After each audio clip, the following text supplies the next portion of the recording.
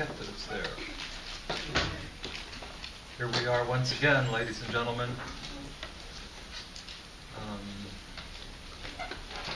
I've got an involved story to tell you today that involves the case of Anna. Returns to her. She's the young woman who came to me at age 19 and called me up and tried to make an arrangement for me and her to see each other, and I agreed. I may have said this before, but looking back on it now, and I'm trying to get myself back into the frame of mind of 1980 and 1981, which is the time period when the events that I have to tell you about took place.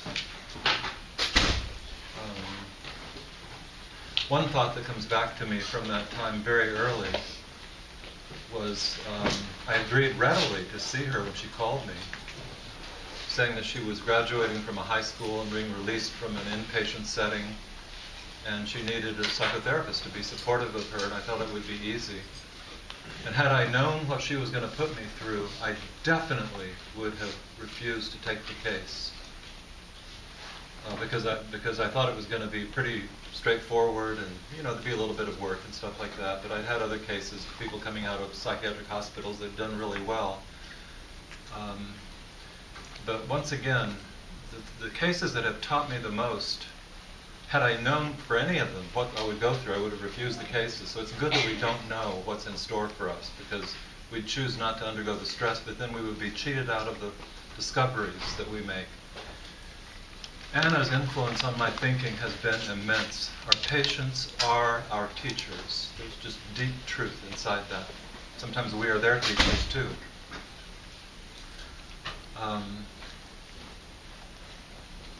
I'm not going to repeat the early steps in the story of her journey with me, except to just say this, that there were always obstacles, stumbling blocks, upheavals in the communication, impasses that we had a hell of a time getting through. The relationship began in an impasse when she told me she turned into anyone I meet, and we struggled with that and found a way finally to be together. Mainly me consisting of her singing to me or me reading her poetry or doing artwork. We got through that. Then came Hit Me. It was hell living through that, but we finally found a pathway that she could go down and tell me what she needed to tell me about the feeling of spiritual death that haunted the center of her soul. Okay? But it wasn't like things got easy each time. With her, there was always something else, and I want to tell you about the next something else that took place. And it's a kind of chaotic story with different pieces to it, and I'm just going to give you the pieces one at a time and hope that they cohere into something that you'll be able to understand. The general category that this story is under, in terms of the organization of the lectures, is the third great boulder, which is the doctrine of reality with a capital R versus phenomenological approach, which believes in a plurality of realities. They don't have to always agree to each other, and the phenomenologist refrains from making judgments about someone being right or wrong in what they believe. Instead, they try to appreciate what the world is this patient experiences in and for itself, what its meaning is, what its history has been, whether or not it agrees with the therapist's reality. So that's kind of the general category. The stories that I have begun to give you involve experiences that are pretty dramatic in being in conflict with what we ordinarily think of as being objective reality. And I've written a phrase on the board, symbols of subjective truth in so-called psychotic states. The notion is this: one can speak of truth in two different senses. One would be the objective truth, maybe supported by the consensus of opinion in the human community of what is really real in the outside external world. Subjective truth, though, is what is lived and felt as true by the person. And people sometimes symbolize the most central experience they're having as to who and what they are and what's happening to them in highly concrete, seemingly obscure symbolic images that may be at complete variance with what you normally would think of as being objectively true. Okay? But they might carry a significance that speaks the truth of what this person's world is like. And the job of the phenomenologist is not to make judgments about people being right or wrong, delusional or in contact with reality, that's the medical model, that's the doctrine of reality with a capital R. It's to grasp the meaning of what you're seeing, what its significance is for the person, what the symbolism is, what its embeddedness is in this person's history, what its embeddedness is in the ongoing interaction you're having with the person yourself right then at that moment. You'll see that's an important consideration for the story I'm about to tell you. Anyway, this is all kind of preliminary and prelude. In the meantime, I'm working my mind back to 1981, and I'm going to try to create my own internal flashback to the moments I had with Anna. I was so relieved when we got through Hit Me. I hoped it was going to be a downhill course after that, just easy streets. Sometimes you have these big crises with people, a lot of Sturm und Drang, at times bloody, figuratively and even literally. But you get through the crisis and then things become easy. But Anna, it needed to do that, but there were a series of things that were like this. So this is the next one. So it's 1980 or 81, late spring, and she's no longer saying hit me. I never heard that again from her for the rest of the time I've known her, and I still know her now, and we are, however many years that is, down the road, 30-some years. But everything was not all fixed and good with her. We continued to see each other 2 and 3 times a week. And the content of our sessions became dominated by a new theme. It wasn't hit me, it was something else. And it kind of unfolded slowly, but probably almost right away, the next meeting or two after hit me finally went away, she began to talk about something I had great difficulty understanding. And it was very hard because when I'd ask her for clarification, she'd look at me like I was crazy. She always assumed, this is another feature of Anna, and often with people, with so-called schizophrenic patients, who are people for whom the bottom has fallen out. But very often they don't really take account of the fact that you don't know them, or don't know all about the situation that they're in. A person's ability in the middle of an annihilation state to have empathy for somebody else's limitations seems to drop to almost zero. So when I'd ask a question, she would always get confused and become tremendously upset with me, because to her it was obvious that I knew not only everything that she knew, but all kinds of things she didn't know that were affecting her. So it was a feeling of having godlike omniscience ascribed to me. Although if I said, you're treating me as if I'm God, she'd get confused. And almost as if she'd say, well, you are God. She wouldn't say that, but it was, what? Like if you're talking to God, and you ascribe to God omniscience, which would be one of his features, and God says back to you, you're treating me as if I'm an omniscient God, what would you say? Say, what? Say, what, God? Doesn't make any sense, does it? I'm building up, guys, because I'm putting myself back into this mode. And I'm seeing myself one fine afternoon. It's about April or May. It's warm outside. And Anna's sitting in the chair with me. And she just drops a couple of sentences on me that I first didn't take in. She said, yeah, you know, George, I was really pretty quiet for quite a period there. Actually, I didn't talk to anybody for 6 whole months. And I said, what are you referring to? She was able to tell me a little bit that in the year before she was released from the sort of hospital/high school in Pennsylvania, before she came up to the New Jersey area and then called me and we got started and so on, she said there had been a period where she became essentially completely mute. She didn't use the word mute. She just quit talking completely. And I checked later in her psychiatric records from that hospital, and it was true. Patient refuses to speak, and it went on for many, many weeks or months. And how exactly long, I don't know. She said 6 months. Maybe it wasn't quite that long. Doesn't matter, does it? I said, well, what was that about? She said, oh, it was meditations. The meditations, George. Of course. What do you think it would be, the meditations? And I said, well, what meditations are those? And see, I would start getting in trouble with her right away, even just asking for clarification. Because it seemed to her that I knew about these meditations already. I knew all about her, even though I had no way of knowing these things. And not only knew outwardly that she had been silent, but I knew inwardly what it had meant to her. So it was very difficult getting explanations out of her. And often our conversations would just get really stuck in a confusion where I would be asking questions and she would be responding by asking me why in the world was I trying to confuse her by acting like I didn't know things I knew perfectly well. Anyway, finally it came out of, a few more sentences came out of her where I began to acquire the idea that it took a number of weeks for me to figure out what the hell she was really talking about. She said, the meditations. And I said, well, what did you do in the meditations? My God, George, the dissolving. What do you think it was? It was the dissolving. I say, okay, so she meditates and does the dissolving. What does that mean? Ask, what dissolving? George, don't ask me what dissolving. You know perfectly well. So what I would do is I would do the best I could not to ask too many questions that would produce too much of a confused response, an angry response even from her, and impatience. But I'd ask some questions, trying to get something out of her, and then I would try to piece together the elements that would appear in her fragmentary answers and begin to put a picture together of what she's trying to tell me something that had gone on with her. And it involves great silence. It involves meditation exercises she had created. And the effects of these meditation exercises was to conduct the process of the dissolving. Okay, and so I thought, well, dissolving.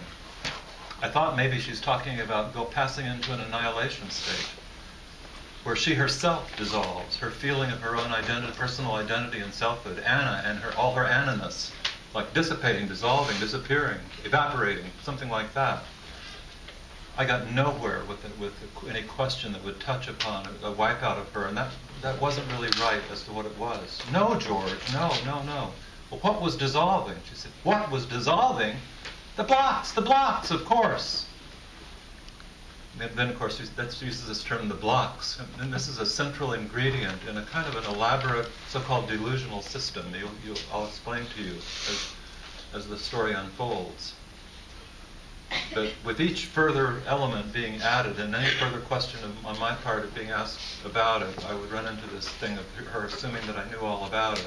But nevertheless, enough would come out of her that I would begin to piece together the story that she was telling. It took a long time to just get the elements together.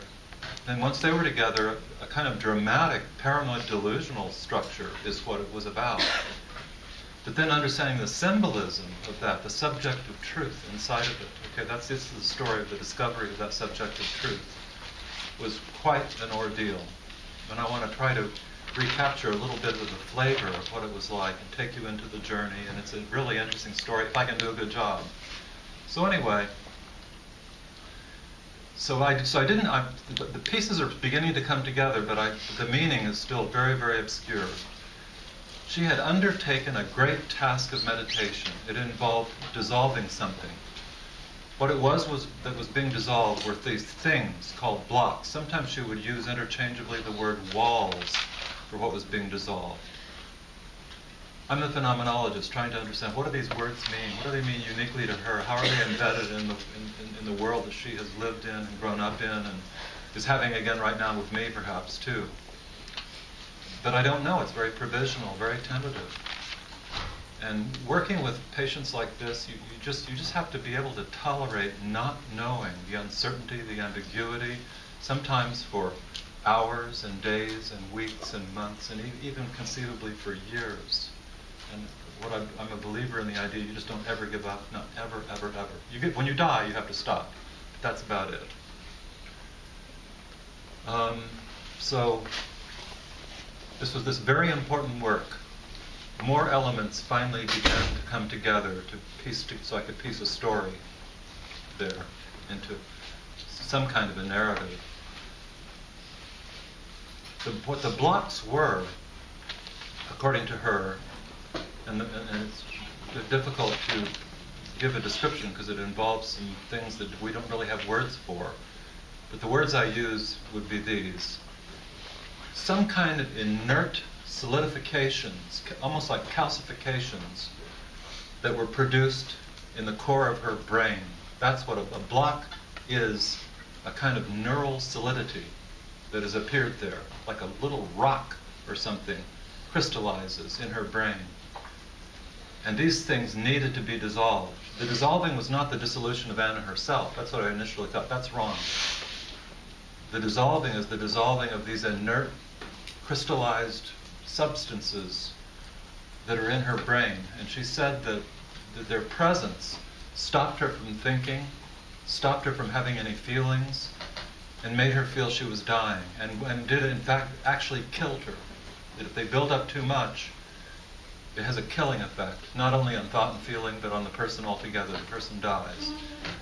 But you can undertake the heroic task through the meditations of dissolving these things and dissolving them and dissolving them and dissolving them. And she said, and furthermore, George, I said, what, Anna? I was almost done with the dissolving. I almost had the last block. It was almost gone and almost gone. And then more of them came. I was almost there. I said, what would happen if you did get completely done? And she looked at me like I was crazy again. Of course I know. She said, well, you become born. I would be born. This is a new element in the story. That the dissolving shields the person from dying, which is caused by the formation of these blocks in the nervous system. But once the blocks are removed and life becomes possible, the person undergoes a kind of wonderful transformation that she called being born, a birth process of some sort. It sounded vaguely Buddhist to me, like maybe enlightenment, a little bit of Zen, Satori or something like that. So I asked her about that. She looked at me like I was crazy. You got nowhere getting into Eastern religion or something. But as we went on, it came out that she thought the world was really divided into the born and the unborn. Like most people are not born, and therefore they must have these blocks inside their nervous systems that are interfering with their ability to become born. But a small number, kind of an elite group, are born. She was going to join that group and become completely, undergo the birth process, become one of the born ones. So I asked her, what exactly do you mean by being born? George! She was yelling at me, there you go again, George! Ha ha ha ha! She'd laugh then. The very idea of him asking me, what is being born? George, you're one of the leading born ones, aren't you? Don't tell me you're not born. Of course you're born. Of course, George, you're born. You're born. This laughter wasn't really genuine laughter. I don't know what it was. It was like kind of weird laughter. Laughing at me for making a joke as if I didn't know what being one of the born was when I am plainly, floridly born. I didn't know what the hell she was talking about, though. Born. I'm like reborn, like Hinduism, Buddhism. No, that's not it. It's something else. Couldn't get any definitions out of her. I want to keep emphasizing this for you guys to understand. Have a little empathy for me. Identify with me. What it's like to talk to somebody who's speaking in a language, making the assumption you know that language better than she does, but you don't. And every time you ask for a clarification, you get in trouble with that person, and they feel assaulted and confused by what you're doing. It was that way every step of the way. So a lot of times I would just shut up and hope she would talk. And then I would kind of note down inwardly. I didn't take notes, but in my mind I would take notes on my mental pad, and different words would be used and so on. More of the story then came out. Where did these blocks come from, these solidifications? It was a horrifying persecution. She drew pictures for me finally, and she was able to explain a little bit of it in words, that there were certain unnamed persecutors out there. She wouldn't say who they were, but there were a number of them. And their eyes were radiating rays. And these rays, little packets of energy, crossed space from their eyes and would impact against her face. She kept emphasizing it was always her face. It was almost like there would be like kind of a shock as the ray would hit a pow into her face. And then once the ray had arrived at her skin, it would turn into a little tiny drilling, spinning machine of some sort that would drill through her skin and through her skull and penetrate to the soft interior of the neural matter of her brain. Okay? And once in there, it would cause the solidity to crystallize. And that was the block, and it would build up and up and up, and so pretty soon your whole brain is filling up with these blocks, and you're dying, and it's killing you, and you've got to meditate, and dissolve, and dissolve, and dissolve. So you see, that's what it is. So So it's like a warfare going on in which you're being wounded continuously by these evil rays coming out of the death rays out of the eyes. Here's one of her drawings. It's almost a perfect reproduction of it. I memorized the drawing. And what it shows is a kind of disembodied eyeball over here, and out of it lightning is shooting out in jagged flashes. And over here is a kind of amorphous glob being. It's got two eyes and a mouth, just barely there, but it doesn't really have much shape. It's like an amoeba or something. But there are arrows that go into the head area, into the vaginal area, and into the chest or heart there. Those arrows are the rays. And they were, I don't know if they were labeled rays, but she made it clear those are the rays going in. So this is a picture of her persecution, a picture of her experience of undergoing assault by these horrible, deadly forces coming out of the evil eyes of unnamed enemies. And so I didn't understand the symbolism or what it meant that she was having this, but at least I got the story down a little better. And a kind of triangle was then created. The triangle is, you have the enemies on the one hand, with their ongoing, strange, bizarre assault, intrusive, invasive assaults on Anna. That's the second piece of the triangle. And the third piece is me. And my job, according to her, is to help her and assist her in the dissolving of the blocks and reaching this magical transformation called becoming born. And she said, anyway, George, let me tell you something. And I said, what's that, Anna? You are my greatest birth guard, is the term she coined. So I had been appointed the person to preside over her birth, kind of like a midwife or whatever this birth is that she's talking about. But it's something associated with the dissolution of the final block and wall, and I guess the neutralization of the enemies. So you get the good guy, George, the bad guys, the enemies, and poor Anna, the victim. That's it, okay? I didn't know what the hell she was talking about. I could tell the story now that she was telling me, but she was lost in its concreteness. There's going to be a symbolism to something like this, but I couldn't make out what it was. And also my own ideas about annihilation, invalidation, which are the kinds of things that are involved here, were only crystallizing at this time in my career. And actually the work with Anna helped me immensely understand the kinds of things that one actually sees all the time in this realm. I realized that later. So she was my teacher again. But to learn it wasn't just to listen to her, it was to struggle with her. And this led to a great struggle, because what happened was, and this almost always occurs, you connect with the patient who turns out to be locked in a persecutory system of some sort where enemies are attacking and assaulting and so on. The therapist perhaps initially is seen as a good guy who might be a savior or a helper, but most often what occurs is the therapist gets woven into the persecutory system and becomes one of the enemies too, and this is what happened here. And this led to a lasting, chronic, terrible situation with her and me that took so much out of me, I don't even have words for it, but I'm going to tell you a few things about it that will maybe convey it to you. One fine day, and it would have been weeks into the exploring of the delusional system, and as far as I could tell, this delusional system had been there for years, 2, 3, 4 years maybe. Had she ever really talked about it to anyone else? No. She had waited to tell me about it. No one else knew anything about this. There's nothing in her chart. But I could tell that she had been having structures of images like this for quite a long time. One fine day as we were sitting there, and I was in my usual state of confusion, just hoping something would be said or something would happen that would begin to make sense of what we're talking about, that would give me a clue as to how to behave, how to conduct myself in this situation that might be helpful to her. She said, she turned to me suddenly with her eyes big, all wide and bright. George, George, George. Oh no, George. I didn't know what she was going to say. I said, what is the story? No, George, no, not you.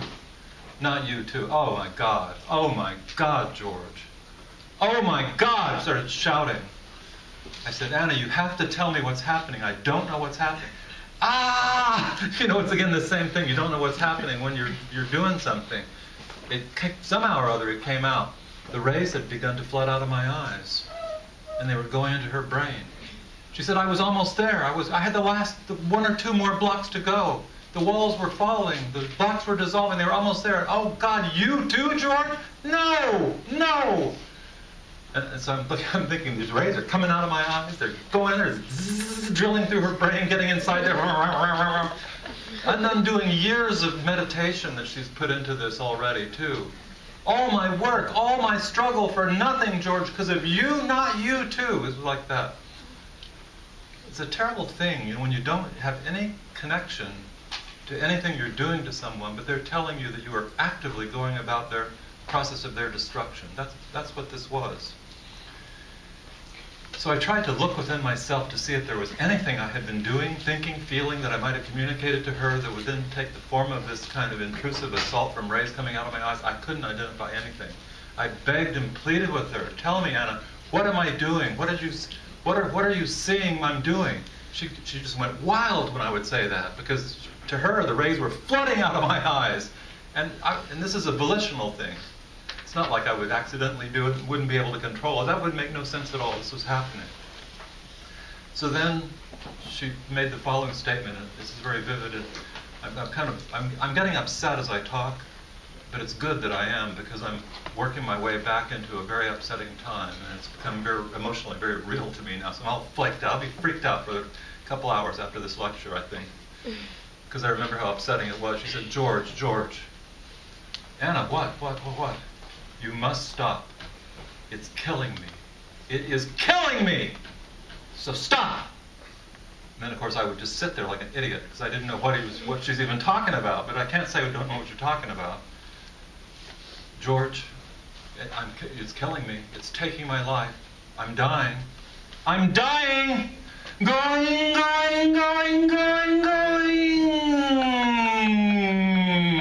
Gone.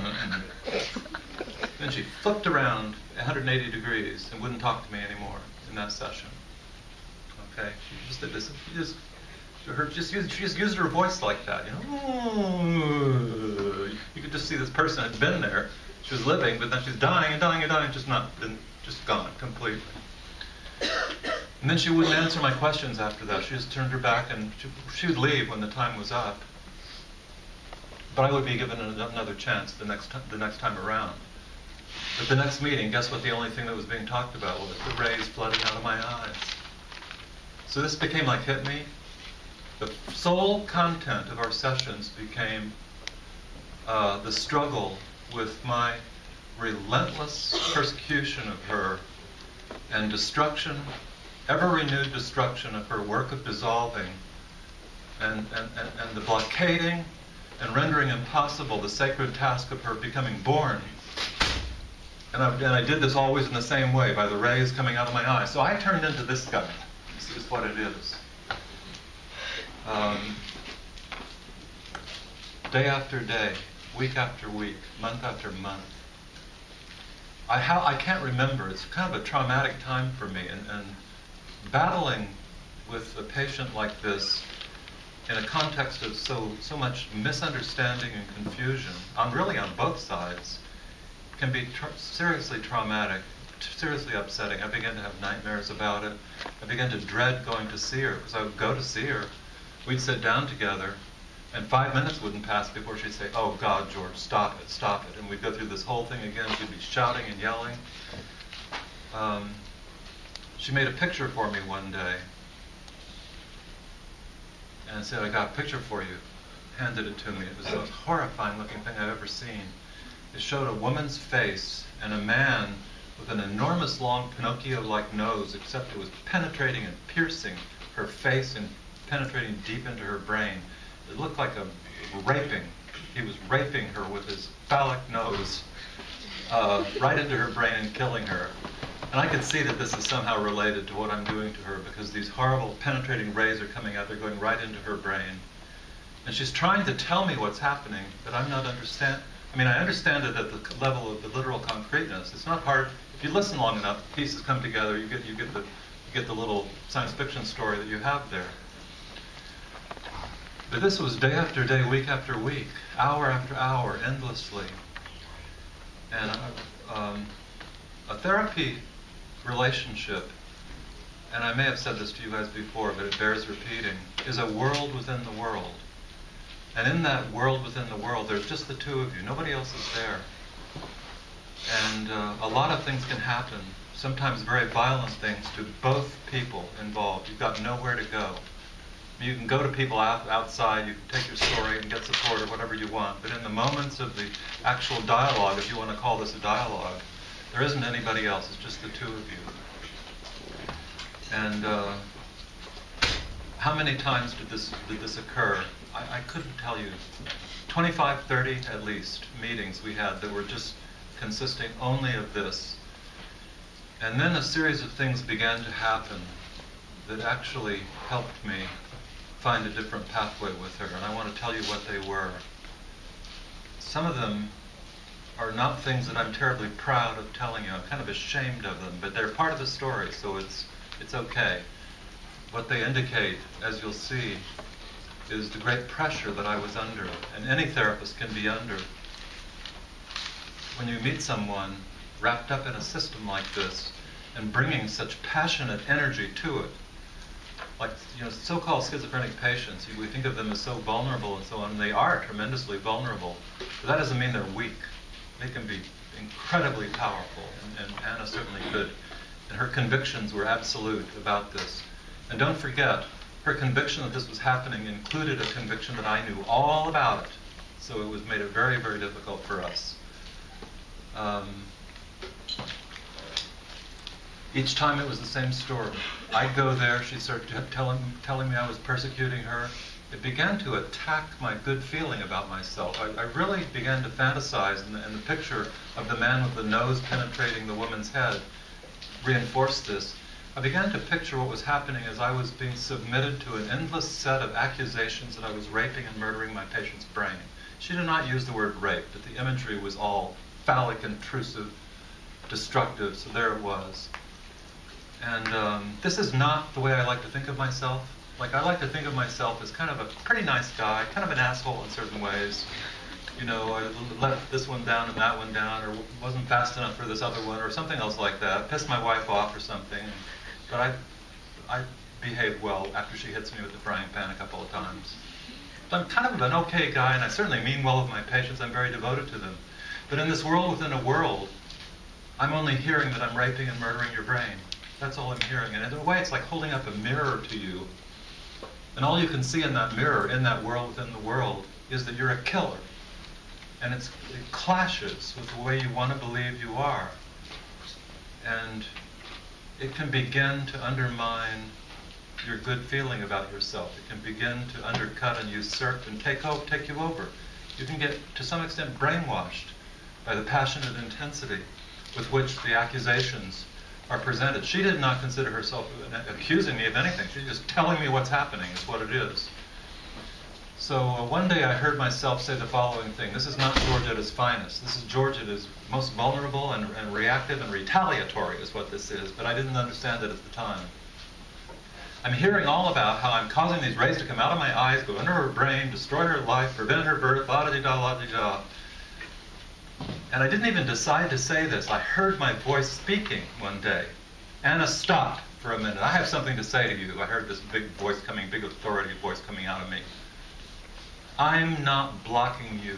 There are no rays coming out of my eyes. Stuff like that's impossible, and it only happens in science fiction. Those are the words that came out of my mouth, okay? You might notice that's the doctrine of reality with a capital R, with a vengeance, coming out of me. Now what was Anna's response to this? It was very predictable. Do you think it would be, oh, I guess you're right, it only happens in science fiction. How silly of me. The thought, that you would actually be doing a silly thing. I guess I'm kind of lost in my own fantasy. I need to get back to the big R, right? Help me back, would you, George? Huh. No, what she did is she just spun around so fast you could, her form was a blur. Wouldn't talk to me anymore at all, just like that. But I had heard what I said. I was horrified in my own language because I didn't believe in telling people, so-called delusional patients, that they're flatly wrong and making it up and it only happens in science fiction. But I had come down hard on her. It made me start to rethink being with her was doing to me that I would have such a reaction as that. Then a second thing happened that fit with this perfectly.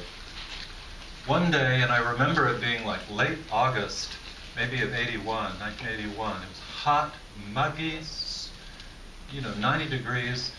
By this time, she had been functioning so poorly, she went into the state psychiatric hospital at Marlborough, which is closed down now, but it was up and running then. And what a nightmare that was for me, because I wasn't on the staff of Marlborough Psychiatric Hospital. And what I had, she's gotten away from me. They locked her up in that hospital now. I'm not done with my work with her. I wasn't good, of course, I wasn't getting anywhere, because she's acting all wacky and paranoid with other people too. So what I had to do was follow her into the hospital, basically. And I had to make appointments with the medical director of the hospital, and I had to get to know all the nurses that were taking care of her and befriend them all, kind of do free therapy on them and bring donuts and coffee for them in order for them to be nice and let me have access to Anna.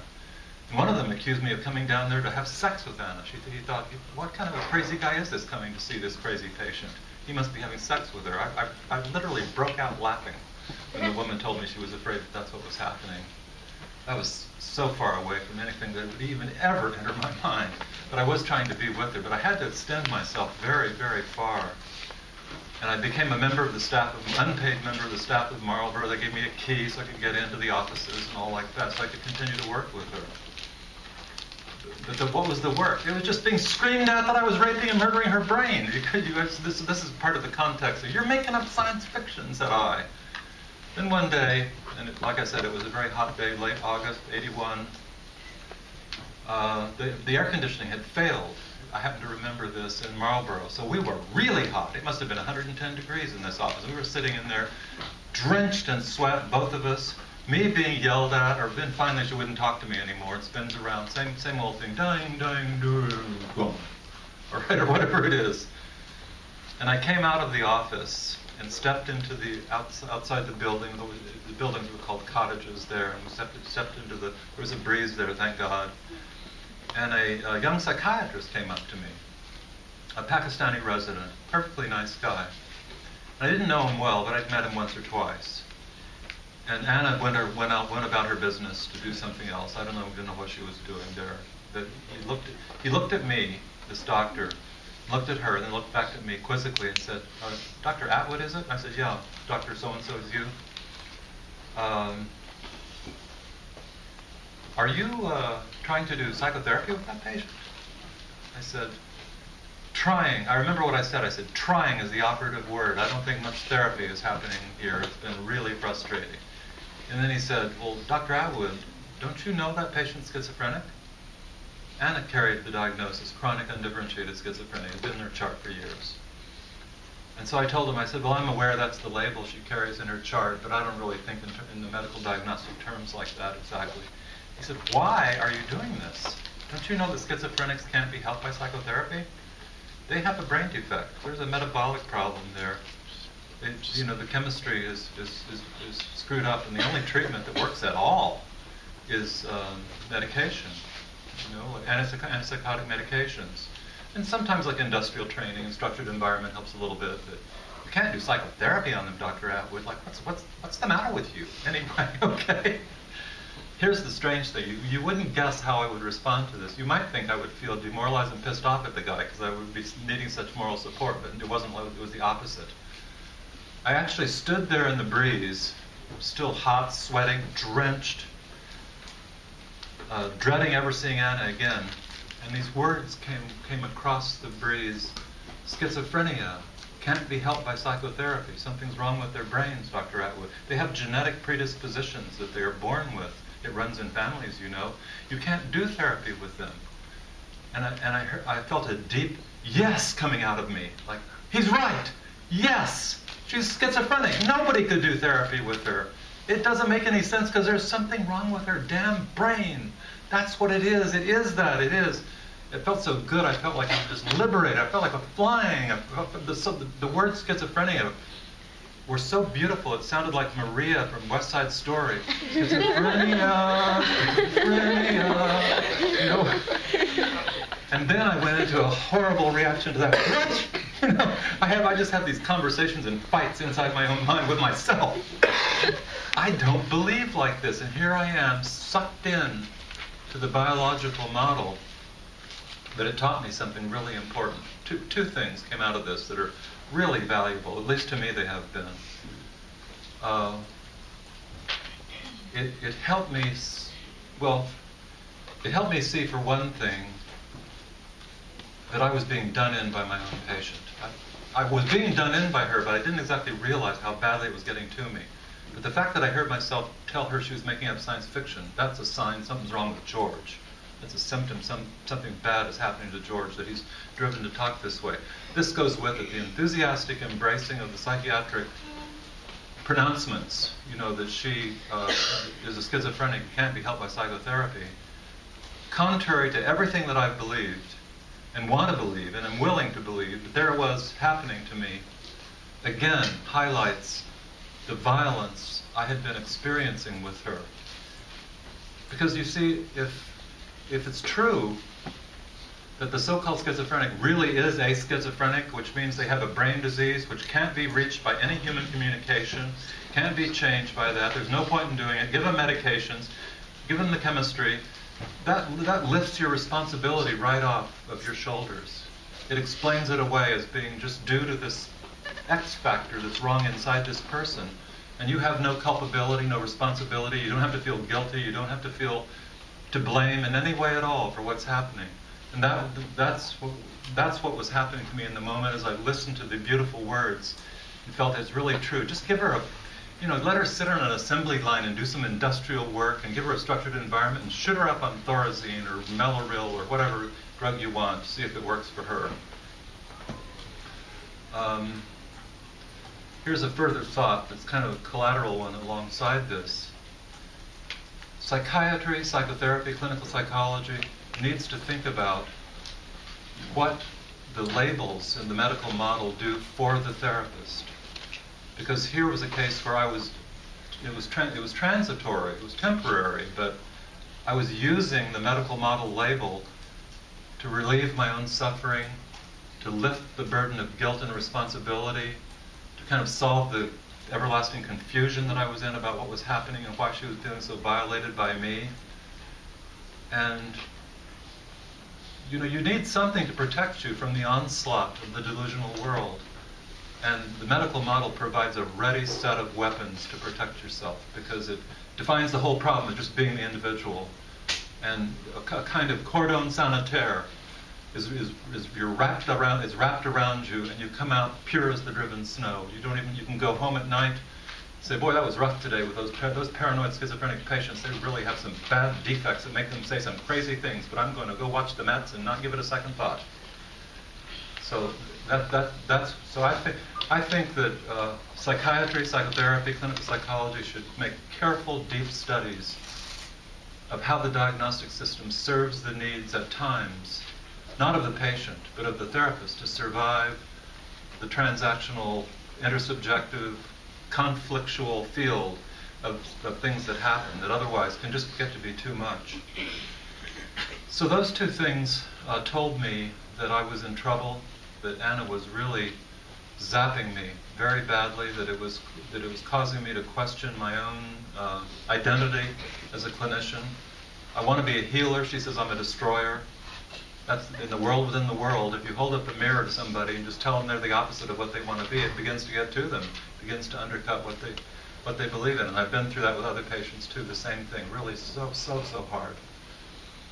And then a third thing happened that combined with the other two that really helped me.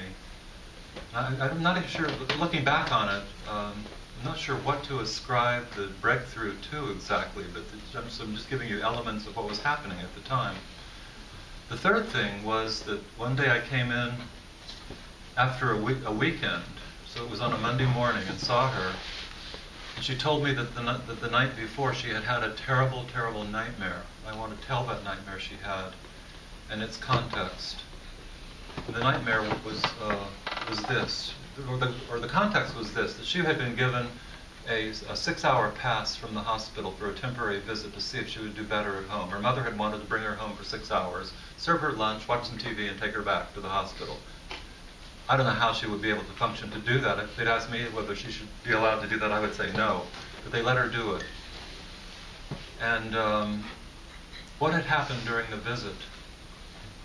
Well, I asked Anna what it was like, and I also looked at the story she had told after she came back. And it was very, very rough, because the mother was consumed with anxiety on her daughter's behalf. This was the mother's only child. And there's another sister in the picture, but she was long gone by this time. The mother had basically chased the patient around the home all day long, or followed her, not chased her, telling her all the time, did you take your meds, did you take your medications? You know, you're a very sick girl, because your doctors have prescribed medication for you to help you, and you have to make sure you take your, did you sure you took them? Really? Did you take the right number? Show me the pills that you have. Mother would look at them and say, I think you didn't take the right number of pills of this one.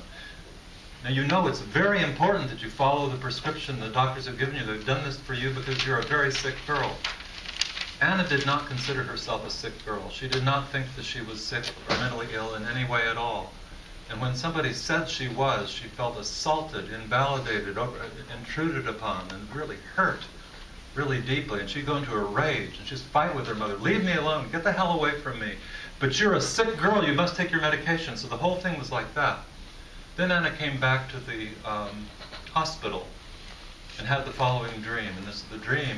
What the dream does is record the subjective impact of the clash with the mother during the home visit. This is my interpretation of the dream. But it helped me understand something about my impact on the patient. That's why it's so amazing and cool. What was the dream? I've drawn a picture on the board. There's sort of my rendition. This is my rendition, not hers. But anyway, it begins like this. The dream, in the dream, Anna was standing on the floor, and right behind her, a large mirror, like 6 feet tall or something. So she's right in front of the glass, facing away down the hallway. And suddenly at the other end of the hallway, the mother steps in, and so the two women, the young woman Anna and her mother, down the hallway, maybe 25 feet away, are facing each other. Mother has a loaded revolver in her hand. She slowly pulls the hand up, arm up, and aiming it right at Anna. She stands before the mirror, and then she fires. And the bullet hits the mirror, which fragments into a cloud of swirling fragments at that point. And in this moment of the dream, according to Anna, she herself, Anna, was gone. No, there's no Anna there at all. Just the swirling fragments of a cloud of glass. And the final episode, or the final little event in the dream was this: that a very soft voice, barely audible, was heard by Anna in some kind of disembodied state. She wasn't present anymore, but there was this voice. And the voice was, but a shadow on the wall, quietly, but a shadow on the wall, repeat over and over and over again, but a shadow on the wall, but a shadow on the wall. Okay? And there might have been a brief, faint impression of a vague silhouette of something went out the window, okay, at the time. So she told me that dream, and we've just been through hell with each other for so long. But it ran through my mind that the dream is similar to her delusion. In the delusion, rays come from outside. They penetrate you and kill you, basically, by setting up these blocks. In the dream, a bullet comes from outside. It both penetrates and fragments and destroys and obliterates Anna. So in essence, it kills her too. I decided the two were the same thing. I just made that up on the spur of the moment. It seemed like a good idea. My remarks to Anna about the dream were these. I put it real simply. I said, I understand that dream perfectly, Anna. She said, what's that? Your trip home and to visit with your mother, the commotion was so bad that it made you feel totally blown away. That's what the dream does. That's all the dream is saying. And she was very happy with that.